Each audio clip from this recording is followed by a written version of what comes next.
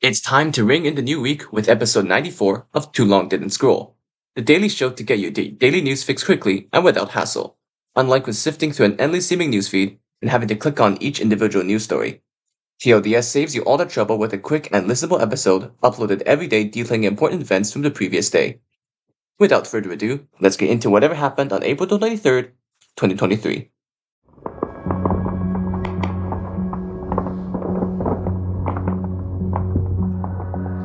We start off this day's events in the country of Sudan, which you may be well aware of by now has been embroiled in a nationwide conflict between the forces of the Sudanese military junta, paramilitary group, the Rapid Support Forces, or RSF.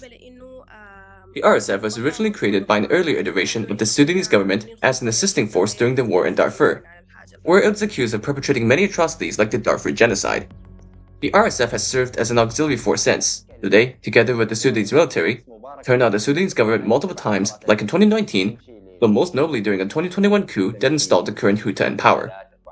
Relations between the RSF and junta deteriorated, however, after the junta attempted to force the RSF into the military, and RSF leader Mohamed Hamdan Dagalo expressed regret at the coup and began supporting Sudan's transition back to democracy, which was cut short.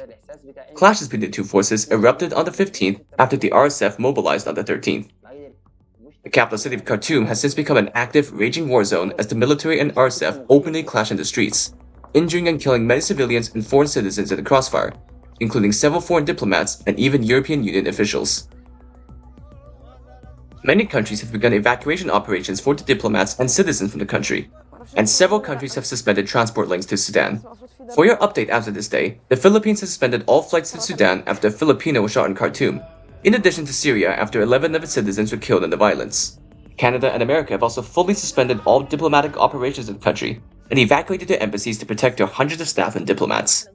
Thousands of Sudanese refugees have also been observed fleeing into countries like South Sudan and Egypt, and the country has also experienced a major internet outage overnight. Countries like Canada, America, Spain, Germany, and several others have since also announced evacuation operations.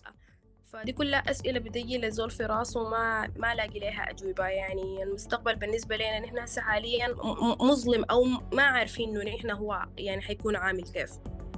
Nagorno-Karabakh, a breakaway region in the center of dispute between Armenia and Azerbaijan.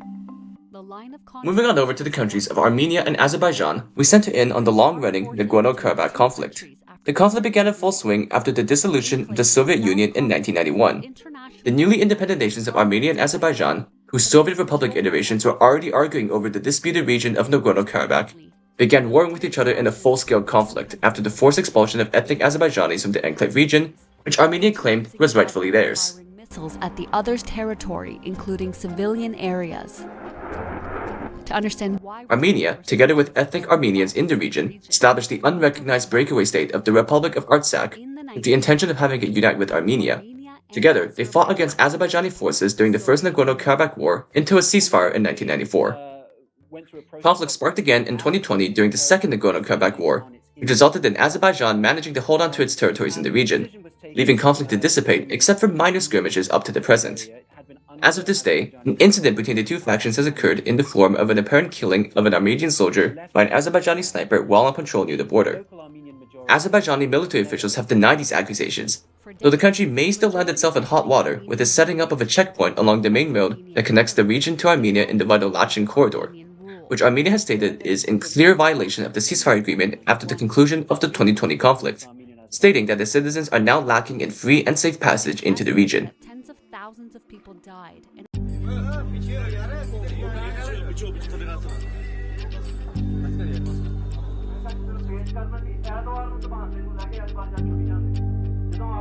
In the Indian region of Punjab, the Khalistan movement may have been dealt a blow with the arrest of Sikh separatist Amritpal Singh, who is a vocal supporter of a movement with the intention of creating a breakaway state in the region they call Khalistan, built upon a hardline approach to Sikhism as a haven for Sikh peoples.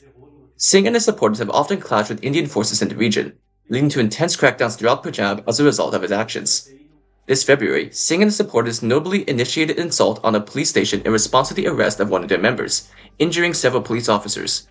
Indian authorities responded with intense crackdowns province-wide, and as of this day, they have since had Singh arrested for his role in the incidents, whom they say will now be joining several other of his associates in prison. In other news, American retailer Bed Bath & Beyond has filed for Chapter 11 bankruptcy, and former Peruvian President Alejandro Toledo has been expelled from America to face trial for corruption and money laundering in his home country.